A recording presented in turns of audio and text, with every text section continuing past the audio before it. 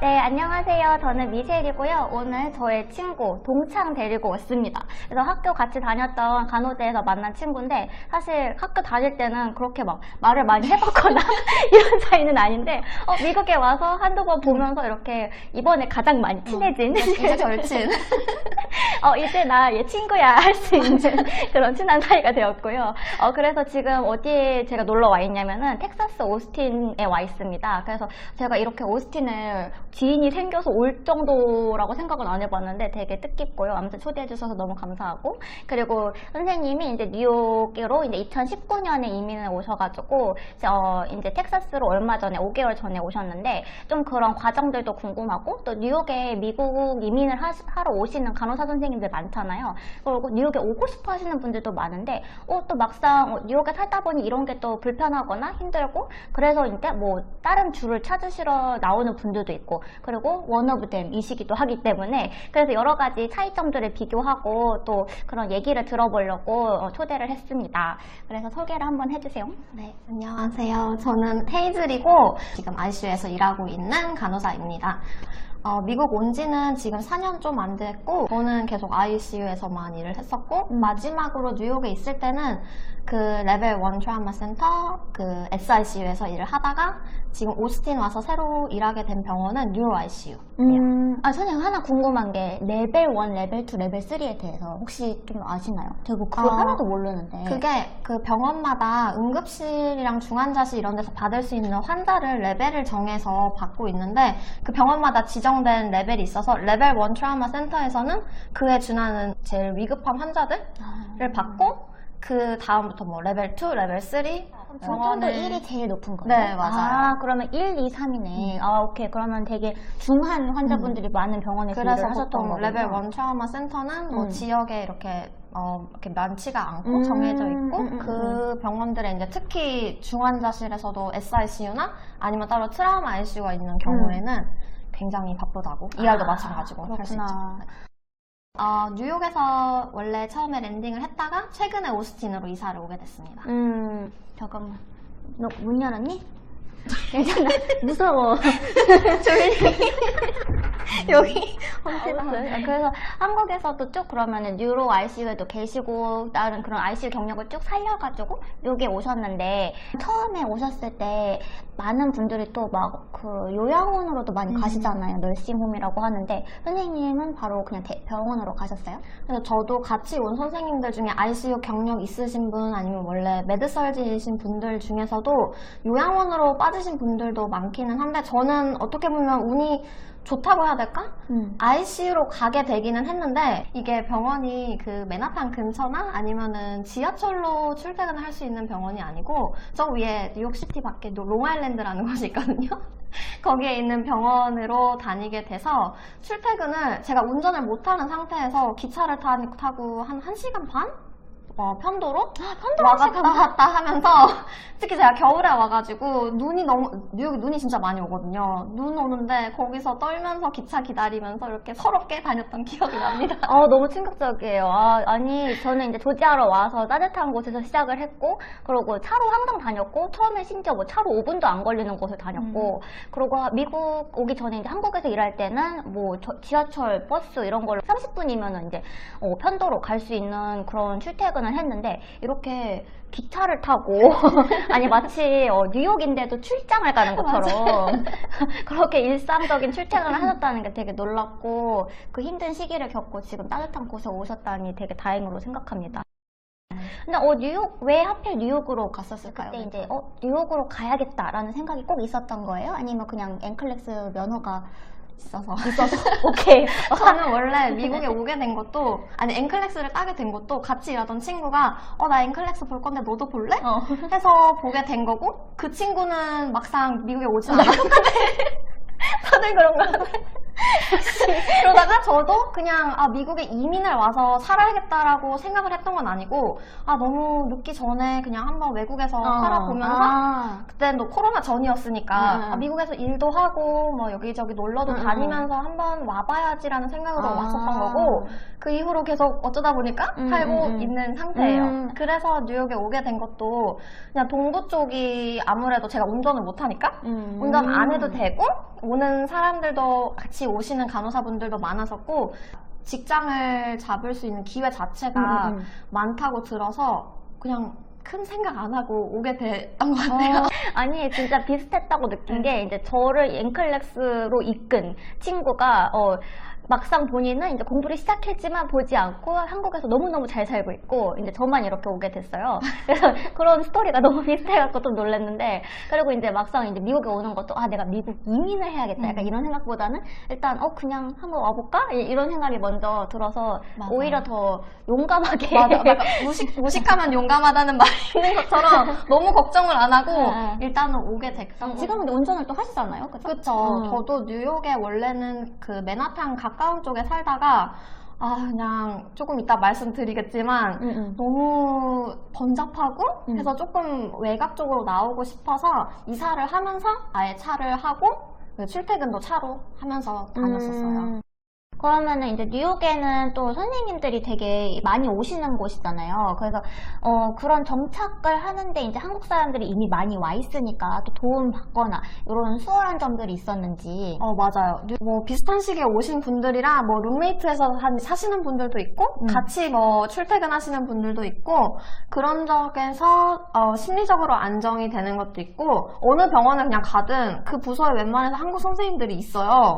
그래서 뭐 물어보는 것도 쉽고 뭐 생활하면서 집을 구한다거나 할 때도 뭐 리얼터나 이런 한국 미용실도 많고 하니까 그냥 무리 없이 좀 더 쉽게 적응해서 다닐 수 있어요. 그냥 무엇이든 물어볼 수 있는 그런 소스가 있다는 거는 음식도 한식, 한국 마트도 여기저기 다 있고 한식집도 꽤 괜찮은 곳들이 많아서 한국 생각나고 막 그리울 때 한국 음식 먹으면서 대부분 많이 푸시잖아요. 그리고 같이 이민을 왔고 또 같이 그런 스토리를 공유할 수 있기 때문에 그리고 그런 분들이 되게 많은 거니까 참 좋을 것 같아요. 여기는 있어도 우리가 이제 손에 꼽히는 사람들이랑 이제 같이 다녔고 이랬으니까 그런 식으로 되게 리소스가 되게 있다는 점. 그리고 뭐 같은 학교 출신이라든지 같은 병원 출신이라든지 그런 사람들이 또 있으니까 되게 좋은 것 같아요. 그런 점들에서는.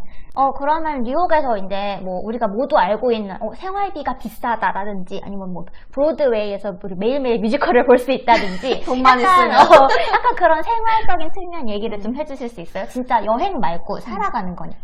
일단 뉴욕의 장점부터 말씀을 드리면 아시다시피 그 맨하탄에 브로드웨이도 있고 그 뮤지엄들도 뭐 구겐하임, 메트로폴리탄 그거 그냥 막 전시 바뀔 때마다 본인 가고 싶으면 주말마다 나가서 그거 보고 맛있는 거 먹고 막 새로 막 오픈한 그런 바도 가고 친구들도 만나서 돌아다니기도 너무 좋고 진짜 좋을 것 같아요. 그런 면에서 솔직히 다른 도시들에서 접근할 수 없는 그런 문화적인 접근성이 굉장히 좋은 것 같아요. 정말 좋네요. 그리고 음식 면에서도 미국 음식뿐만이 아니라 뭐 진짜 중국 음식, 차이나타운 가서 진짜 맛있는 뭐 딤섬 아니면은 막 진짜 일식집도 그 오마카세도 맛있는 오마카세도 있고 전 세계에서 와가지고 전 세계에 있는 그 진짜 이민자들이 가지고 정말 맛있는 맛집들이 여기저기 다 있어서 다양한 음식을 맛볼 수 있는 것도 굉장히 그러면은 뭐 좋은 점들도 있었는데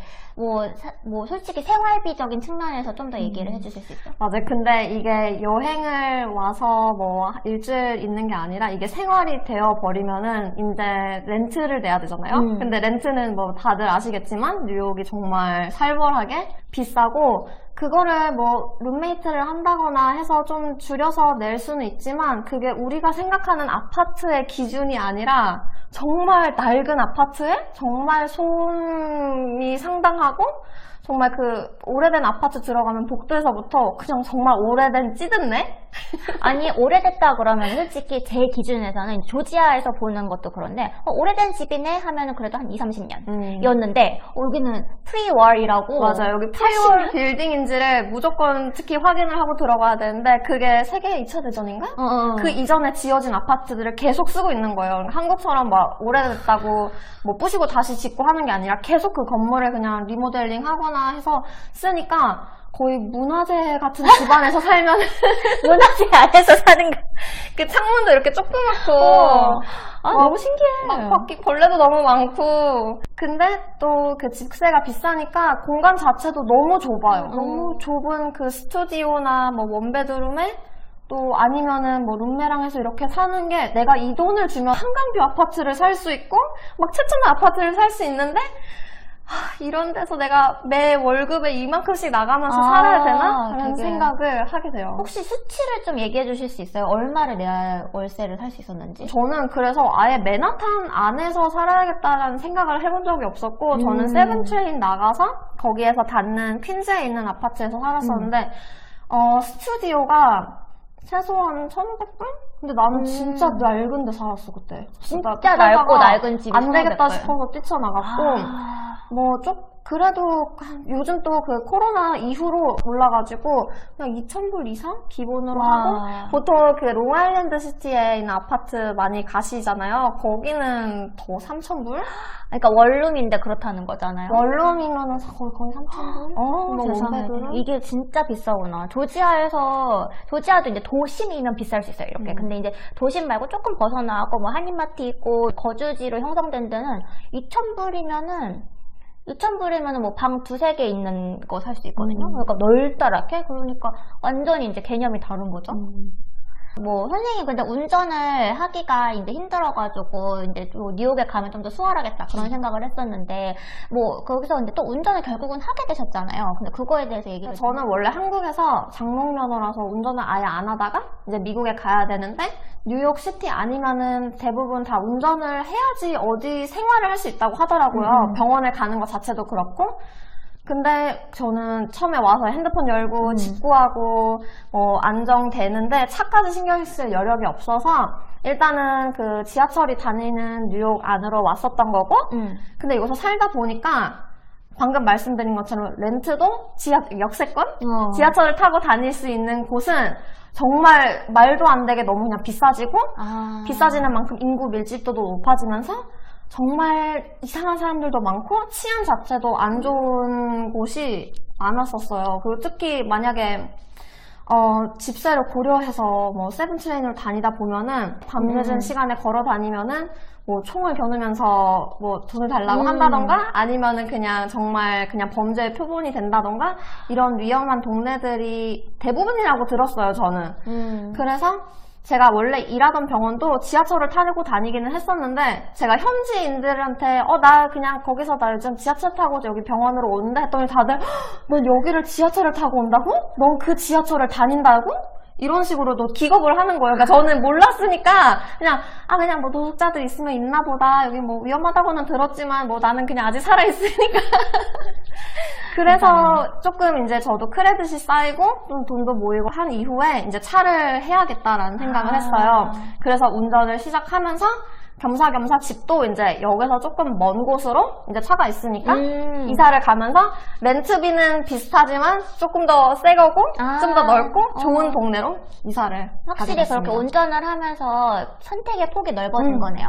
그리고 운전을 할 수 있었기 때문에 다른 주에 가서도 운전하면서 생활할 수 있겠다라는 생각까지 또 이어졌어요. 맞아요. 그래서 운전을 일단 하게 되니까 내가 어디를 갈 수 있겠다라는 옵션도 넓어지고 그리고 뉴욕 시티 아니어도 바깥쪽에도 너무 재밌는 게 많고 보통 미국 사람들은 같이 뭐 레스토랑을 가서 놀기도 하지만 대부분 홈파티를 하거나 아니면 자기들 그 뒷뜰에서 바베큐 파티 같은 거를 많이 하는데 저도 같이 일하는 사람들이랑 놀러를 가고 싶은데 제가 처음에는 운전을 못하니까 맨날 나 픽업해줘 하면서 다닐 수밖에 없는 거예요. 근데 이후에 제가 운전해서 다니니까 가고 싶은 데 가고 시장 볼 때도 너무 좋고 맞아요. 그러니까요. 그래서 그러면 이제 텍사스로 그렇게 오게 된 계기가 궁금해요. 뭐 좋은 점들도 너무 많았을 텐데 왜 뉴욕을 벗어나려고 했는지. 그 뉴욕이 너무 정신없고 좀 많이 지쳤던 것 같아요. 약간 너무 닭장같이 살고 오는 환자분들도 여기 막 응급실에 밥 먹으러 오는 노숙자들도 되게 많고 병원에 제가 일했었던 데가 서지컬 ICU인데 저희는 가끔씩 동영상에 범죄 동영상을 보면서 인계를 줬거든요. 아, 진짜요? 왜냐면은 환자들이 그런 어설트, 그런 범죄 피해자들이 많이 왔기 때문에, 야, 이 사람 이거 CCTV 봐봐. 이렇게 해서 총 맞았대. 그래서 머리에 이렇게 가고, 배에 이렇게 가고, 이 사람이야, 이렇게 다쳤어. 라는 식으로 인계를 줄 만큼, 미쳤다. 정말 다사다난한 곳이었고, 아, 진짜 전 세계에서 가장 복잡하고 범죄가 다양하게 일어날 수 있는 곳에 이렇으니까 선생님은 원에서 근무를 하셨으니까 그만큼 되게 많은 인저리를 심각한 케이스를. 환자들이 많았던 거죠. 그런 걸 보면서 회의감도 느꼈고, 렌트비라던가 이런 거에서 세금도 엄청 많이 내게 되니까, 좀 떠나고 싶다. 그리고 저는 내 공간이 중요하니까, 나도 조금 살만하고. 널찍한 데서. 그리고 주차 공간도 있고. 진짜, 아니, 저는. 현실적인 고충. 맞아, 항상 주차를 이제 저는 차 운전을 여기서 더 많이 했어요. 한국에서 잘 안 하기도 했는데. 근데 이제 여기 와가지고 주차 아무 데나 이제 갖다 박으면 돼. 근데 이제. 여기 아니었다고. 해가지고. 저는 뉴욕에서 항상 평행 주차만 하니까 여기 와서 일반 주차장에다 주차하는 법을 모르겠는 앞으로 거예요. 꽂잖아요, 그냥. 그래서 뉴욕에서는 자기 차가 있어도 주차 공간이 없어서 맨날 뺑뺑뺑 막 30분씩 돌거나 아니면은 그게 다 돈이어서 엑스트라로 그냥 프라이빗 파킹plat에 월 얼마씩 해서 돈을 내고 파킹을 해야 돼요. 오히려 차를 갖고 있는 게 돈이 훨씬 많이 들 수 있겠고. 그래서 그냥 안 사는 사람들도 많고 하는데 그래서 저는 좀 지치고 좀 여유롭게 살고 싶고 이제 이런 험악한 분위기에서 좀 벗어나고 싶어서 오스틴에 오게 됐습니다. 텍사스라고 하면 이제 완전 다르잖아요, 뉴욕이랑. 그래서 근데 왜 하필 텍사스였고 왜 하필 오스틴이었는지. 맞아. 저는 여기 와서 되게 놀랐던 차팅 시스템을 배우려고 갔는데 저한테 처방을 놓는 법을 알려주는 거예요. 그래서 저는 차마 물어보질 못하고 너무 당연하게 다들 그냥 배우고 있으니까 근데 제 머릿속으로는 왜 내가 처방 놓는 법을 배우고 있지? 주마다 물가에 따라서 간호사들 시급이 많이 달라지잖아요. 그래서 제가 뉴욕이랑 비교했을 때 여기 텍사스 자체가 소득세가 없는 곳이어서 세후로 받는 돈 자체는 똑같은 걸로 굉장히 만족스러웠어요. 그래서 만약에 CRNA를 갈 생각이신 분들은 만약에 간호 학생이신 분들은 텍사스 GPA를 따로 계산을 해서 그거를 더 중점적으로 봐요.